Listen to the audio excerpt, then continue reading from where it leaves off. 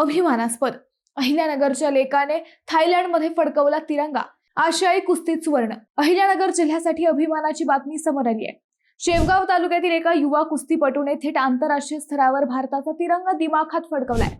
मंडळी, शेवगाव तालुक्यातील शिंगोरी गावाचा हर्षद चेमटे याने थायलंडमध्ये सुरू असलेल्या 15 वर्षाखालील आशियाई कुस्ती अजिंक्यपद स्पर्धेत सुवर्ण पदक जिंकत भारताचे नाव उज्ज्वल केले आहे. 75 किलो वजनी गटाच्या अंतिम सामन्यात हर्षदची लढत कझाकिस्तानच्या येर सुलतान सुलेमान याच्याशी झाली. हा सामना शेवटच्या क्षणापर्यंत अत्यंत चुरशीचा झाला.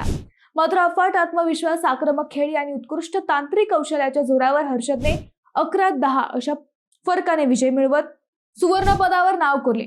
सातत्यपूर्ण मेहनत, कठोर सराव आणि जिद्दीच्या बळावर आता त्याने आंतरराष्ट्रीय स्तरावरही सुवर्ण यश मिळवत अहिल्यानगर जिल्हा आणि महाराष्ट्राचा गौरव वाढवला आहे. हर्षदच्या या ऐतिहासिक यशानंतर त्याच्यावर सर्व स्तरातून अभिनंदनाचा वर्षाव होत आहे.